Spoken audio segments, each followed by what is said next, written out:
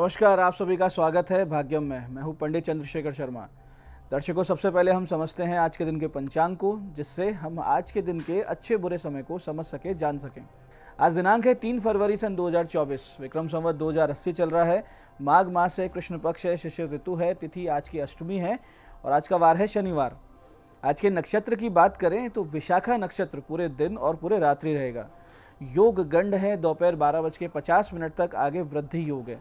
तो योग की दृष्टि से आज का दिन दोपहर 12:50 के बाद में शुभ है। उससे पहले कोई भी अच्छी डील या बिजनेस की बात या फिर रिश्ते की बात ना चलाएं। करण कौलव है, शाम 5:23 तक आगे तैतिल करण रहेगा। सूर्योदय का समय दर्शकों सुबह 7:11 का था और सूर्यास्त का समय शाम 6:10 का है। आज का राहु काल सुबह 9 बजे से लेकर 10:30 के बीच रहेगा। इसे पूरी तरीके से टाल दीजिएगा। इसमें कोई शुभ कार्य नहीं करना चाहिए। लंबी यात्रा शुरू नहीं करनी चाहिए। अभिजीत मुहूर्त आज दोपहर 12:18 से दोपहर 1:02 के बीच है। दिन में 4 बार दुष्ट मुहूर्त भी रहेंगे। हालांकि चारों दुष्ट मुहूर्त सुबह बहुत जल्दी निकल रहे हैं, फिर भी रोजाना इन्हें समझें और सूझबूझ से टाल दिया करें। आज के जो दुष्ट मुहूर्त हैं वो है सुबह 7:11, 7:54, 7:55 और सुबह 8:39। आज का दिशाशूल दर्शकों पूर्व दिशा में है, तो पहली कोशिश तो ये करें कि पूर्व दिशा की यात्रा को आप टाल दें। कल जा सकते हैं, लेकिन आज ही अगर पूर्व दिशा की यात्रा करना अनिवार्य है तो इसका एक परिहार करें और फिर निकलें। परिहार इस प्रकार होगा, पूर्व की ओर मुख कीजिए, थोड़ा सा अदरक का टुकड़ा या उड़द के दाने खाकर पहले 5 कदम पीछे चलिए और इस दौरान अपने हृदय में अपने इष्ट का ध्यान करें, भगवान श्री राम का नाम लें, उन्हें अपने साथ माने और फिर इस दिशा की यात्रा करें। ऐसा करेंगे यात्रा बहुत ही सुंदर रहेगी, मंगलमय रहेगी, कार्य सिद्ध होगा, दिशाशूल नहीं लगेगा। आज का शुभ समय दर्शकों यानी आज के दिन का कंपैरेटिवली सबसे अच्छा समय, यानी पूरे दिन में वो समय जिसमें कोई भी अच्छे एफर्ट्स करेंगे सफलता के चांसेस आपको ज़्यादा मिलेंगे, वो हैं दोपहर 12:40 से 4:40 तक, शाम 6:10 से 7:40 तक। आज की चंद्र राशि दर्शकों तुला है, यानी चंद्रमा शुक्र की राशि तुला से गोचर कर रहे हैं, जिससे आज का ये दिन सभी 12 राशियों के लिए कुछ इस प्रकार रहने वाला है। सबसे पहले बात करते हैं मेष राशि की। तो मेष राशि वालों को साझेदारी के व्यापार के लिए योजनाएं बन सकती हैं। वहीं वृष राशि वालों को लेन देन संबंधित लाभ संभव है। साथ ही कोई गतिशीलता लिए व्यापार करते हैं तो बड़ा लाभ होगा। और मिथुन राशि वाले लोग जो स्पोर्ट्स या मनोरंजन इंडस्ट्री से जुड़े हैं उनके लिए योग कारक दिन है। कर्क राशि वाले घर की अशांति का हल कैसे न जैसे खोज लेंगे, लेकिन मन को मजबूत रखें, आपको भावनात्मक रूप से चोटें मिल सकती है। आज सिंह राशि वालों को अच्छा खासा फाइनेंशियल सपोर्ट देखने को मिल रहा है और कन्या राशि वालों को वाणी से होगा लाभ और कुटुंब में किसी विवाह की सूचना आपको मिल सकती है, यानी कोई रिश्ता तय होने की सूचना मिलेगी। तुला राशि वालों को अपने ऊपर ध्यान देना चाहिए। आज का दिन आपके लिए बहुत ही ज़्यादा अव्यवस्थित रहने वाला है। और वृश्चिक राशि वालों को बड़े निवेश से बचना है और खर्चों पर रखना है नियंत्रण। वहीं धनु राशि वालों को मिलेंगे आर्थिक लाभ और नए काम के अवसर। मकर राशि वालों को प्रमोशन संभव है, अच्छे काम के लिए प्रशंसा भी आपकी होगी। कुंभ राशि वाले अपने पिता के रिश्तेदारों से बड़ा लाभ पा सकते हैं। वहीं मीन राशि वाले दार्शनिकता और एकांतिक चिंतन में आज बिता सकते हैं पूरा दिन। मन भी आपका उदास रहेगा तो थोड़ा सा प्रफुल्लित रहने की कोशिश कीजिएगा। अब करते हैं आज के दिन की ज्ञान चर्चा, जो आपकी हमारी अंतर्दृष्टि को, प्रज्ञा को जागृत करेगी। फिर आगे समझेंगे उन विशिष्ट उपायों को जो आपको समस्याओं से बाहर ले आते हैं और जीवन में सफल बना देते हैं। अंत में करेंगे आज के दिन की ज्योतिष मंत्रणा और समाधान। दर्शकों, हमारे मनोभाव ही हमारी आंतरिक और बाह्य सृष्टि की रचना करते हैं। जैसा हमारा संकल्प होता है, जैसा हमारा आचरण होता है या हमारे जैसे प्रयास होते हैं, वैसा ही हमारा जीवन हो जाता है।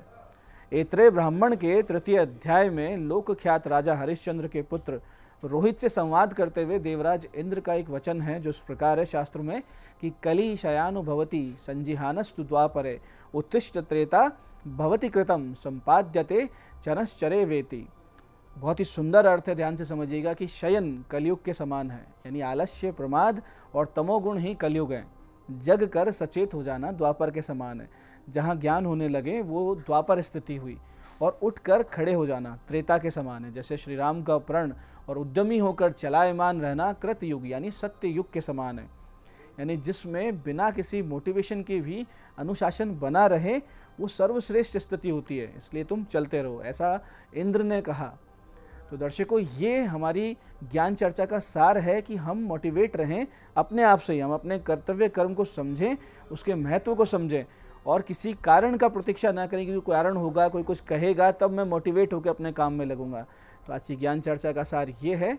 अब बात करते हैं उन विशिष्ट उपायों पर जो आपकी सभी प्रकार की समस्याओं के समाधान बहुत ही सरलता से कर देते हैं, जिन्हें करके आप असफलता को बहुत ही पीछे छोड़ते हुए अपने जीवन में सफलता की ओर दृढ़ता से, तेज गति से, बहुत ही कॉन्फिडेंस के साथ अग्रसर होते हैं।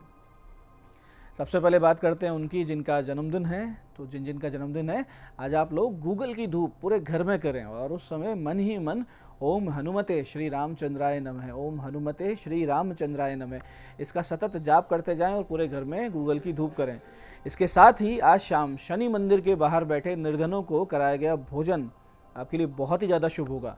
दोपहर के समय यदि आप नीम, पीपल और बरगद के वृक्ष लगाते हैं, निश्चित रूप से आपका भाग्योदय होगा, आने वाला वर्ष बहुत ही सुंदर बीतेगा। ऐसे दर्शकों, रोग जब देह को जकड़ लेते हैं तब दवा इलाज के साथ साथ परमात्मा की शरण भी लेनी चाहिए, क्योंकि आहार विहार के असंतुलन तो औषध से सुधर जाएंगे, लेकिन जो प्रारब्ध के दोष है वो मात्र ईश्वर यानी परमात्मा ही मिटा पाते हैं। इसलिए आज के इस बहुत ही विशेष आपके उपायों में हम बात करेंगे ऐसे उपायों को जो बहुत ही अच्छे हैं आपके स्वास्थ्य के लिए, आपके रोगों को निवृत्त करने के लिए। तो इसका स्वयं भी आप लाभ उठाइए और पीड़ित जनों को भी इसका ज्ञान बांटकर सबका भला कीजिए। आजकल एक बहुत ही बड़ा रोग महामारी की तरह बहुत ही विकसित हो गया, विकराल रूप ले चुका है और बूढ़ों को ही नहीं, जवान लोगों को भी, और आजकल तो स्कूल कॉलेज के बच्चों को भी, लड़के लड़कियों को हृदय रोग होने लगे हैं, यानी हार्ट से संबंधित डिजीज़ होने लगी है। इसके लिए एक बहुत ही विशेष मंत्र है जिसके नित्य शिवालय में जाप से हृदय के रोगों का नाश होकर दुर्बल हृदय बल प्राप्त कर लेता है। जो मंत्र इसके लिए जपना होता है वो है ओम नमः शिवाय शंभवे व्योमेशाय नमः, ओम नमः शिवाय शंभवे व्योमेशाय नमः। हालांकि इसका 1.25 लाख जाप अगर आप करते हैं तो बहुत ही विशेष और प्रत्यक्ष लाभ दिखता है, लेकिन रोजाना भी अगर इसको आधा घंटा करने लगते हैं, यानी मंदिर में बैठ के 20-25 मिनट आधा घंटा ध्यान लगा के करेंगे तो बहुत ही अच्छा इसका इम्पैक्ट मिलेगा।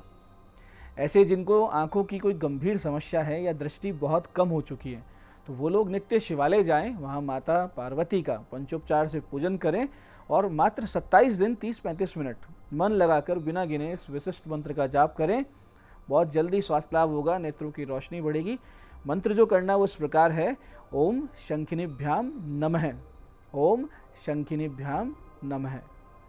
ऐसे ही मानसिक अवसाद से ग्रस्त, मिर्गी से परेशान, स्ट्रेस, एंग्जाइटी से पीड़ित लोग या ऐसे रोगी जिनको गंभीर मस्तिष्क संबंधित रोग हो चुके हैं, विकार हो चुके हैं, तो उनके परिजन भी ये जाप कर सकते हैं। इस मंत्र को नित्य शिवालय में 35 मिनट जाप करना, बिना गिने करना, मन लगाकर ध्यान से।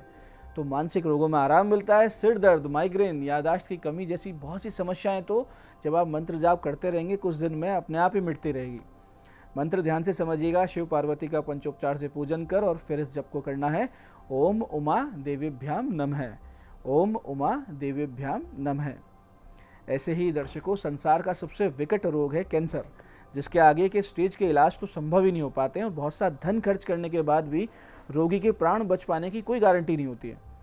ऐसी स्थिति में स्वयं रोगी और उसके परिजन इस मंत्र का निरंतर जप करते रहते हैं तो निश्चित रूप से इलाज जो चल रहा है वो सही दिशा में और तेज गति से काम करने लगता है और स्वास्थ्य लाभ भी निश्चित रूप से होने लगता है। जो मंत्र जाप करना है वो इस प्रकार है, ध्यान से समझिए। ओम नमः शिवाय शंभवे कर्केशाय नमो नमः, ओम नमः शिवाय शंभवे कर्केशाय नमो नमः। 45 मिनट इस मंत्र जाप को कम से कम नित्य करें तो सटीक फल प्राप्त होता है, इसमें कोई भी संदेह नहीं। तो दर्शकों, ये थे आज के वो विशिष्ट उपाय जो आपको समस्याओं से बाहर ला रहे हैं, रोग मुक्त कर रहे हैं, आपको स्वास्थ्य लाभ करवा रहे हैं। अब बात करते हैं आपके सवालों की। आपके सवालों में आज हमारे पास जन्म पत्रिका आई है राजवीर सिंह जी की। बिजनेस में लॉस हो रहा है, पूरी मेहनत के बाद भी फायदा नहीं हो रहा है। इनका प्रश्न है, 17 फरवरी 1971 का जन्म है, विराटनगर, दोपहर 3:05। देखिए राजवीर जी, आपके दशम भाव में नीच राशि के शनि हैं और लग्न में केतु और चंद्रमा पीड़ित है। अपने स्वराशि में आपके दृष्टि दोष है और या कहीं कोई नेगेटिव असर है व्यापार पर। कुछ लोग नहीं चाहते हैं आप आगे बढ़े जीवन में और इस प्रकार से आपको दृष्टि दोष से बाधित कर रखा है। आपकी विपरीत दशा अभी लंबी चलेगी, 2027 तक है। शनि केतु राहु की शांति करवा लीजिए। स्वयं भी आप संकल्प लेकर अगर संभव हो सके तो 1100 पाठ गणेश सहस्त्र नाम की कर लीजिए। 6 महीने का समय लगता है, इसमें बहुत सी समस्याओं से आप बाहर आ जाएंगे। आज की दूसरी पत्रिका आई है हमारे दर्शक विकास गुजर जी की। 17 अगस्त 1997 का इनका जन्म है। दोपहर 1:55 बांसवाड़ा। आपका प्रश्न है, विवाह कब होगा और प्रेम विवाह है या अरेंज्ड मैरिज है? विकास जी, 3 बातें हैं। पहली बात यह कि लव मैरिज के योग नहीं है। दूसरा, मैरिज यानी विवाह का भाव कमज़ोर है, तो प्रेम विवाह का प्रयास दुख ही देगा आपको। और तीसरी बात, विवाह का योग जो है वो लेट है, लगभग 2025 के मध्य में है। आप विवाह भाव सुधारने के लिए और काम धंधे में भी सफलता मिले, इसके लिए गले में मूंगा और हाथ में पुखराज धारण कर लीजिए। 6 सवा 6 रत्ती के पहन लीजिए दोनों। साथ ही सूर्य चंद्रमा गुरु के जप और राहु की शांति अवश्य करवा लीजिए। आज की तीसरी पत्रिका ये हमारे दर्शक गणेश शर्मा जी की 15 जून 1986 का इनका जन्म है। शाम 5:30 खेतरी। क्या व्यापार करें, इनका प्रश्न है। देखिए गणेश जी, आपका वृश्चिक लग्न है, कन्या राशि है, दशम भाव और दशमेश की स्थिति ये दर्शा रही है कि आप एक नौकरी को लंबे समय तक नहीं कर पाते, यानी आप नौकरी पकड़ते हैं, छोड़ते हैं, दूसरी पकड़ते हैं। इसलिए अच्छा यही रहेगा कि आप अपना स्वरोजगार करें। आपके लिए भोजन या महिलाओं के वस्त्र, कॉस्मेटिक्स इत्यादि जो काम होंगे वो बहुत ही ज़्यादा शुभ रहेंगे। या विदेश संबंधित कोई कार्य देखिए। विशेष लाभ के लिए एक अच्छा सा मोती और एक चांदी का कड़ा आप धारण कर लीजिए और सूर्य पूजा आप नियमित रूप से नित्य किया कीजिए। बहुत जल्दी आपको सफलता मिल जाएगी। तो दर्शकों, ये था आज का पंचांग, आज के विशिष्ट उपाय और ज्ञान चर्चा। मैं पंडित चंद्रशेखर शर्मा ये आशा करता हूँ कि बताए उपायों को सही विधि, सटीक समय, अटूट श्रद्धा से करके आप पूरा लाभ उठाएंगे। और जो ज्ञान चर्चा हमने की, जो सत्संग हमने किया, इसे अपने जीवन में उतारेंगे और अपने जीवन को शिवमय, आनंदमय, सत्यमय बना लेंगे। मैं महादेव से प्रार्थना करता हूँ कि जब आप हमारे बताए हुए उपाय करें तो आपके कष्टों का निवारण अवश्य हो और मनोकामना पूर्ति निश्चित रूप से हो। कार्यक्रम में बने रहने के लिए बहुत बहुत साधुवाद। भगवती आप सबका कल्याण करे। जय आदिशक्ति।